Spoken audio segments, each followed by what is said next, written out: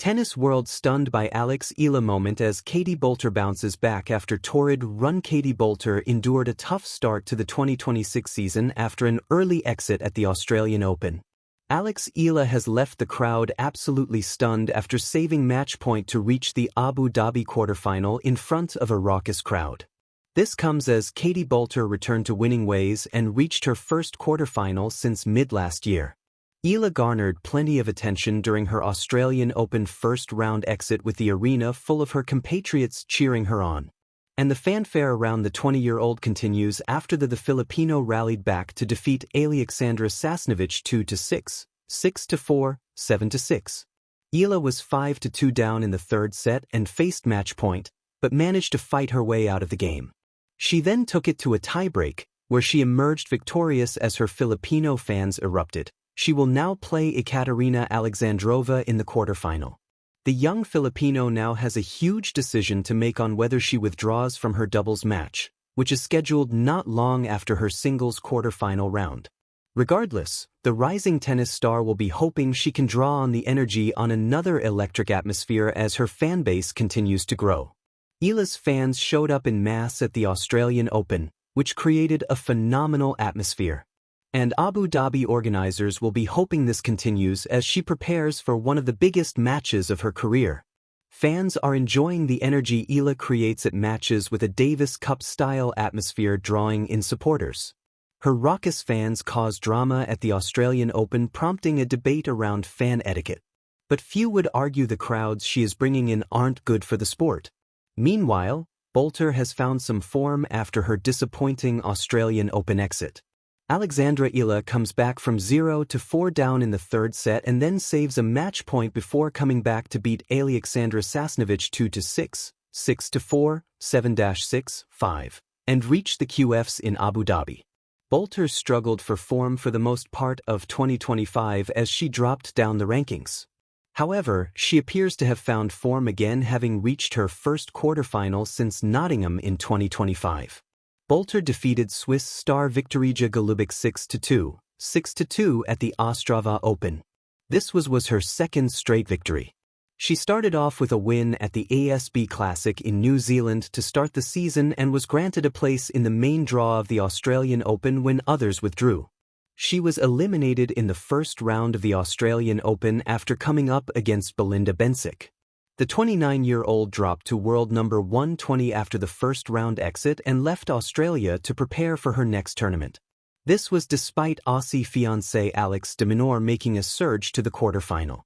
But her decision to focus on her form has paid off, producing her best form since mid-last year. The day the court held its breath. The tennis world has learned to expect surprises, but every so often a moment arrives that doesn't just raise eyebrows, it stills the air. One of those moments came when Eala stepped onto the global stage and reminded everyone that the future doesn't knock politely. It kicks the door in, racket swinging, eyes bright with belief.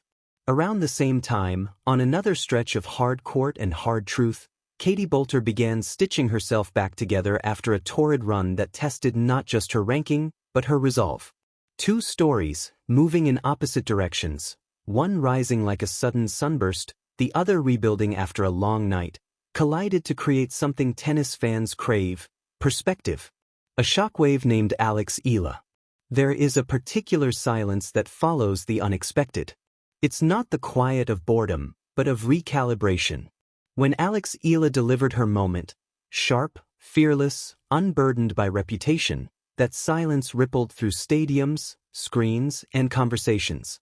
Eala's tennis has always carried a sense of intent. Not reckless, not hurried, intentional. Each swing seems to say, "I belong here," even when the draw suggests otherwise. In a sport that loves pedigree and prediction, she arrived with something rarer: conviction unclouded by history. Watching her play felt like witnessing a player who had skipped the phase of asking permission. The stunned reactions weren't just about a result. They were about how it happened. The calm between points. The way she absorbed pressure like a sponge and wrung it back out as pace and precision. The refusal to flinch when the moment begged for nerves. Tennis fans have seen prodigies before, but Eala's impact landed differently: less fireworks, more inevitability. It forced a familiar question to resurface. How many futures are already on their way, and how often do we mistake youth for fragility? The weight of a rough run. While Eala's ascent felt weightless, Katie Boulter's recent stretch had been anything but. Losses have a way of accumulating, not just on paper but in posture, timing, and thought. A torrid run doesn't announce itself loudly, it seeps in. The margins feel thinner. The good shots come with caveats.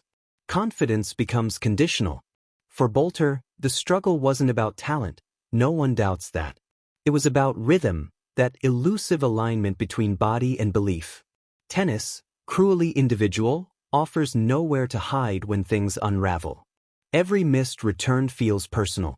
Every tight game echoes longer than it should. What makes a bounce back meaningful isn't the erasure of the past few weeks, it's the acknowledgement of them. Boulter didn't pretend the rough patch hadn't happened. She carried it with her, stepped onto the court anyway, and began the slow work of reasserting herself. There's a quiet courage in that. The bounce that matters. A bounce back in tennis rarely arrives as a thunderclap. It shows up in smaller signs. A held serve under pressure, a braver second serve, a decision to step inside the baseline instead of retreating behind it. For Boulter, those signs began to reappear like old friends. Her movement sharpened. Her body language softened. The shots that once felt forced began to flow again, not perfectly, but honestly. That's the thing about resilience, it doesn't look heroic in the moment. It looks practical. It looks like choosing patience over panic. As she steadied, something else happened too. The narrative loosened its grip. No longer defined by a rough run, Boulter reclaimed authorship of her story.